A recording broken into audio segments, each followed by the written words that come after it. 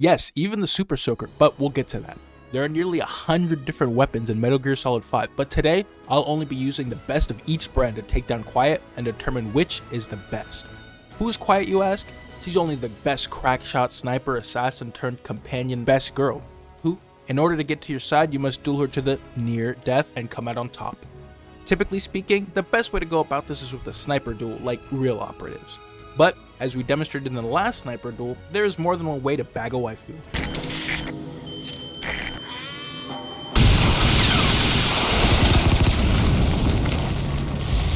You see that? The sniper vanished into thin air, just like girls you talk to. And we'll start the competition with assault rifles. There are 4 different types of assault rifles with 17 different variations with, as you saw in the intro, all of them being relative to each other. It's mostly a matter of preference, though some factors like damage and ammo capacity can help sway the decision. Well, at least that's what I thought at first. In actuality, some models perform far better than others, though it may also be because, as I kept doing the mission, I started developing a strategy for it and ended up sucking less. At first, I went in with no cloaking device, and man, did that take forever. With the assault rifle, you have to get closer to make use of its effective range, so no invisibility made it hard since once you do get within range, the damage isn't amazing. Then, I went the opposite route, and that just made it hard to spot Quiet as she stopped shooting at you altogether. But once I found her, getting close was pretty easy. So the final strategy ended up being a mix of the two, uncloaking to sniff her out, then cloaking to sprint close enough, combined with chasing her down like a madman after shooting her to not give her room to breathe, and in no time, I had the optimized run. Once I had that, it was only a matter of finding out which gun from each type worked best, and hands down, the winner with a time of 2 minutes 46 seconds was the G44. With its great accuracy, scope, and short time to aim and fire, it was a workhorse.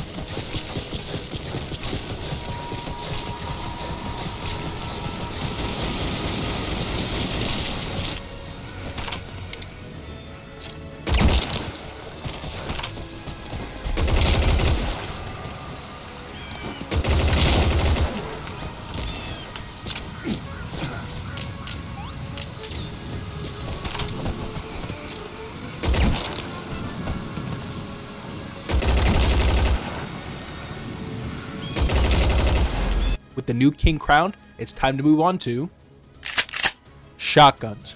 Off the bat, due to having even shorter range, I thought it would take even longer than assault rifles. However, due to their high damage and the gopher strategy, it turned out to be crazy quick.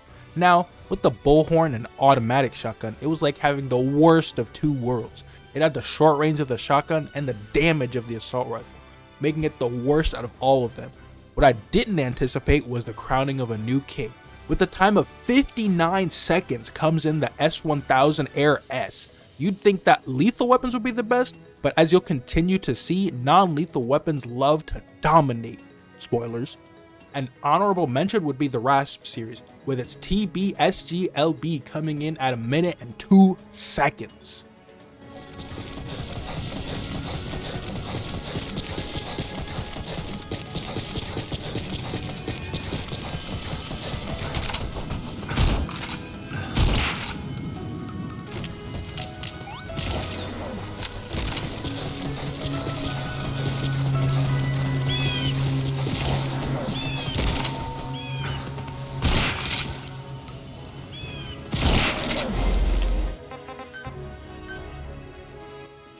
After shotguns are grenade launchers.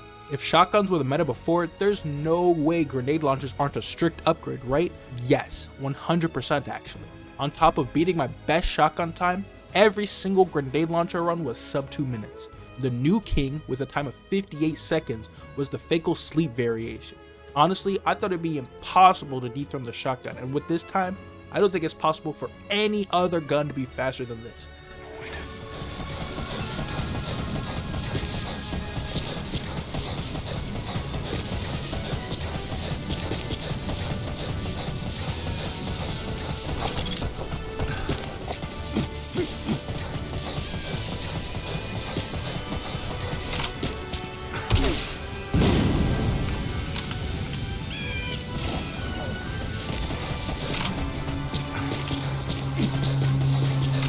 sniper just disappeared. Zero visibility. If you can't mark him, you don't stay. The AoE while she was running is easily able to secure the new top spot. But hold on, the next category is sniper rifles. Ah, the way the mission was intended. Like the category before it, snipers absolutely dominate. And what do you know? We also get a new mission clear record.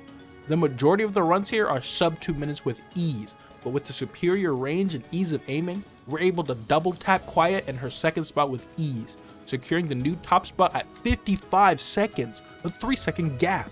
The gun? This time it's the AMMRS 73NL with a period at the end. Like the NL, it's got like a dot after it. Seriously though, these non-lethal guns are cleaning up the competition.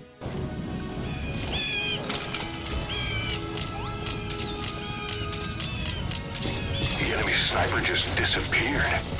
Zero visibility. If you can't mark him, you don't stand a chance. Stay sharp. Next up,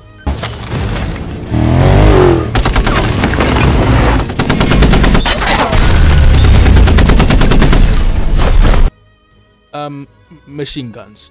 Well, we're sadly back to assault rifle territory. With the best performance via the LPG-61, tapping it at only 1 minute 11 seconds, we've got no new coronation in this category.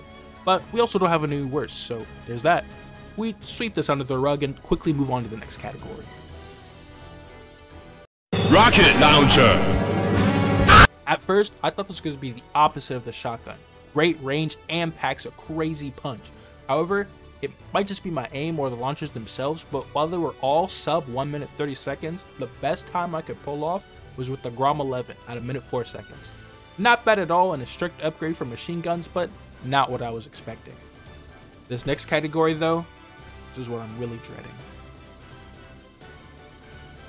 The sidearms. I grouped them together because it was the single most painful part of this video. For your typical infiltration mission, they're great. Easy to aim, control, and takes out the gonks quickly. However, versus a sniper like Quiet, you've practically got to be close enough to smell her sweat in order to be in effective range.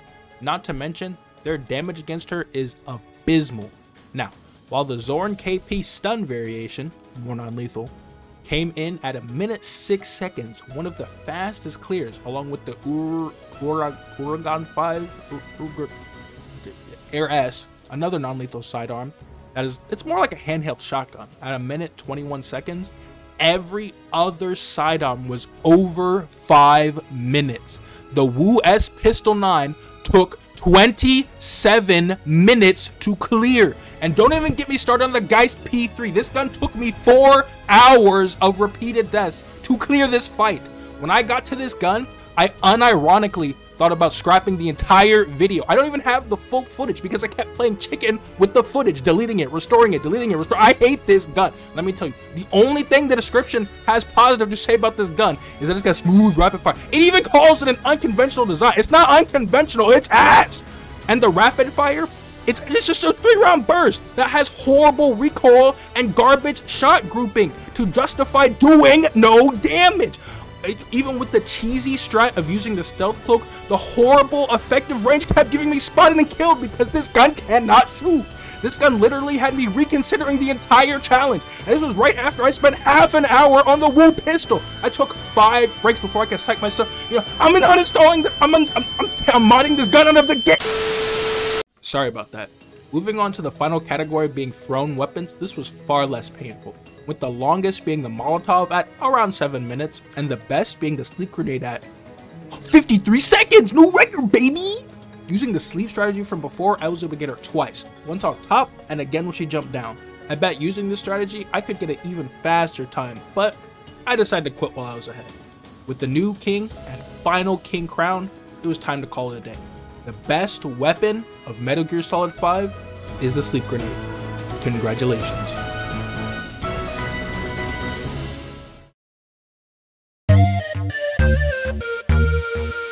You thought it was over. Ha. Super Soaker! Giga Chad Snake with the Super Soaker doesn't even need the cloak. He can just walk up to Quiet, squirt her a few times to show dominance, and then sneak up again in the same spot. Squirt again, then CQC for the dub, baby! Super Soaker on top.